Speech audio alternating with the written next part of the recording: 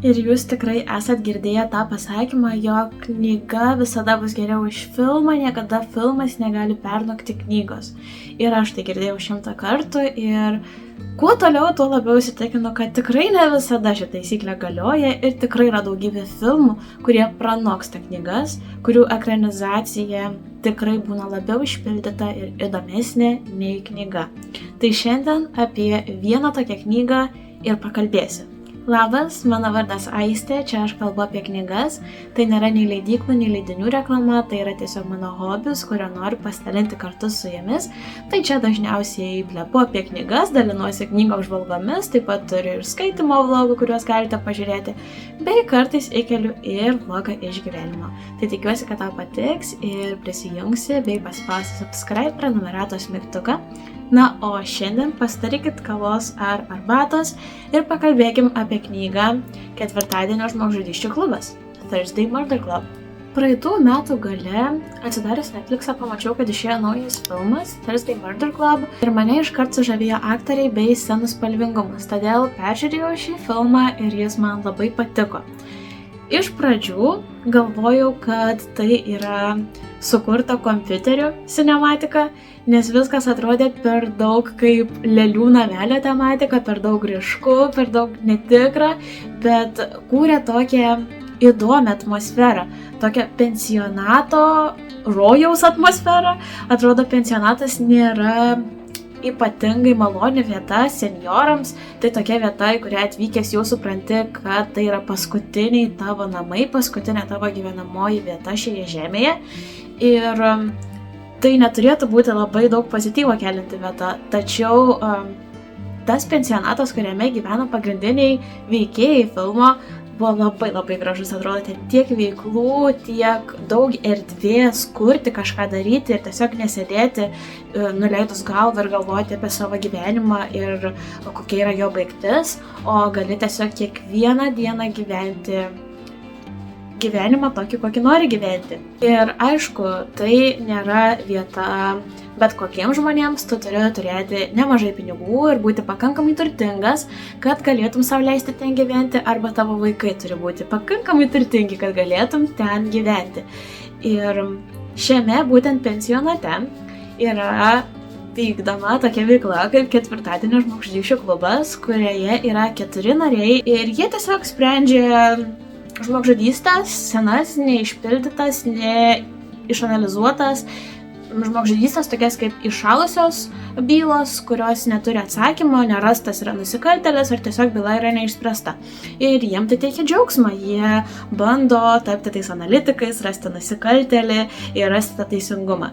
Ir čia istorija tampa paini ir komplikuota, kai yra sprendžiama senai įvykusi žmogžudystė, tikriausiai žmogžudystė, kuri nėra šiaip užfiksuota, kad buvo žmogžudystė, tačiau Ketvirtadienio žmogžudysčių klubas vis tiek yra įsitikinę, jog šią moterį kažkas galėjo nužudyti, kurią jie būtent bylą tyrė, bet taip pat aplink pensionatą vyksta įvairiausi dalykai ir nesutarimų pasėkoje yra vietoje tuo metu įvykdyta nauja žmogžudystė ir būtent tas Ketvirtadienio žmogžudysčių klubas, visi jo nariai bando išspręsti šią naują, šviežiai įvykdytą žmogžudystę ir tai jiems yra toks kaip šviežio oro gūsis, nes iki šiol jie sprendė bylas, bandė jas išnagrinėti tik jau įvykdytas iš popierių, iš senų įvykių, o dabar jie turi galimybę realiu laiku viską išspręsti ir galbūt net iš tiesų rasti nusikaltėlį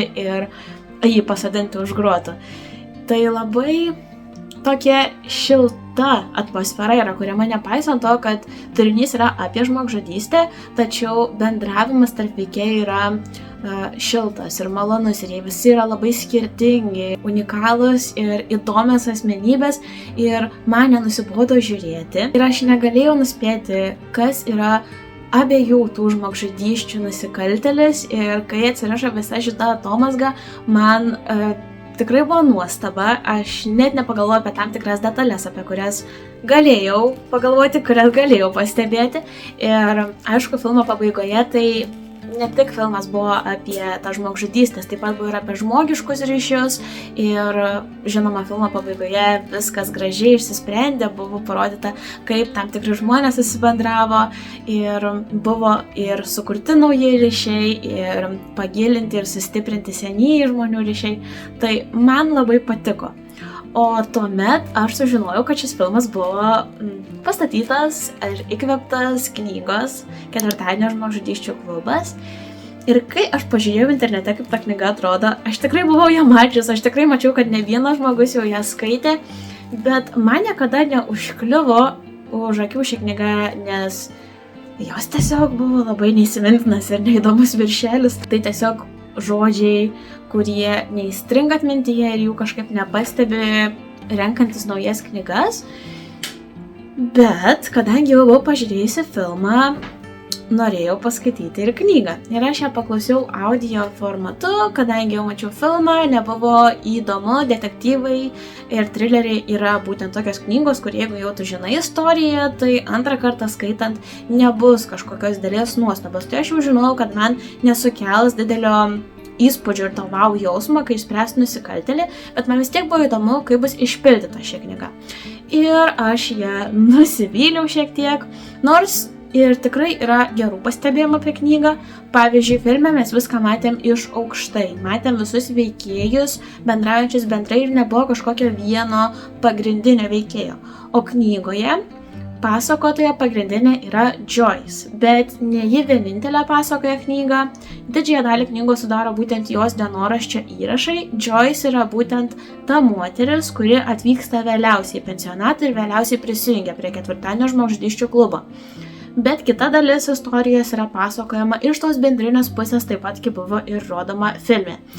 Tai tas dienoraščio intarpas buvo įdomus tuo, kad buvo atskleista daugiau tokių vidinių emocijų ir bendrai skaitant knygą buvo aprašomos detalės, galbūt žmogaus veido išraiška, mimika, kaip jie reagavo į tam tikrus pasakytus faktus ar kaip kambaryje buvo svarbios tam tikros detalės, ką pastebėjo veikėjai.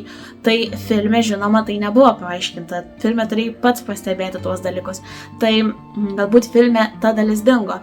Bet knyga, mano nuomonė, ir turėjo daug minusų. Ji buvo nuobodoka. Ten buvo labai daug veikėjų. Ir filme yra nemažai veikėjų. Bet kažkaip žiūrint filmą, įsiminti veikėjus yra lengviau. Net jeigu neprisimeni jų vardų, iš veidų prisimeni, kaip atrodo žmonės ir tuomet sekti patį turinį ir pačią eigą istorijos yra lengviau. O skaitant knygą turi įsiminti visus veikėjų vardus ir man tai buvo tiesiog misija neįmanoma. Ties viduriu knygos pasakotina apie kažkokį policijoje dirbantį žmogų ir aš kas jis toks yra? O tada prisiminiau, kas jis toks yra iš filmo ir tai buvo pakankamai svarbus žmogus. Tai man tiesiog buvo per daug informacijos skaitytojų suteikiama, kad spėtum pasivyti tekstą ir dar suvoktum, kas vyksta aplinkui. Filme prikaustė labiau dėmesį ir sukėlė tą wow įspūdį labiau vietos apipavidalinimas. Kaip ir sakiau, kaip atrodė ta teritorija, kaip atrodė tie kambariai, kaip kiekvienas veikėjas turėjo savo skirtingą asmenybę ir kaip jų butai atskleidė jų asmenybę. O knygoje turėjai viską įsivaizduoti pats ir tai labai nublanko. Filme labai ryškiai buvo aišku matyti, kad Joyce labai mėgsta kepti kepinius įvairius, kad ji turi labai daug hobių, o knygoje galėjai tikrai tai pamiršti, na, ji iškepė pyragą ir kas iš to. Ir komiškos situacijos man jos nesukėlė nei šypsenos, nei juoko tiek, kiek filme sukėlė šypsenos. Tam tikros vietos. Tai dėl tokių mažų niuansų, manau, kad filmas buvo išpildytas labiau ir man jis buvo įdomesnis. Žinoma, galėčiau sakyti, jog pirmiau aš pažiūrėjau filmą ir tik po to paskaičiau knygą, todėl dabar žemiau vertinu knygą, bet tikrai ne vieną kartą man yra buvę ir atvirkščiai. Aš pažiūrėjus filmą dažnai užsimanau paskaityti knygą ir tikrai ne vieną kartą buvo taip, jog pažiūrėjus filmą, paskaičius po to knyga man buvo daug įdomesnė ir tikrai tuomet filmas nublanko. O čia, skaitydama knygą, nenustojau galvoti, kad filmas vis dėlto buvo geresnis. Tai tokia yra mano nuomonė.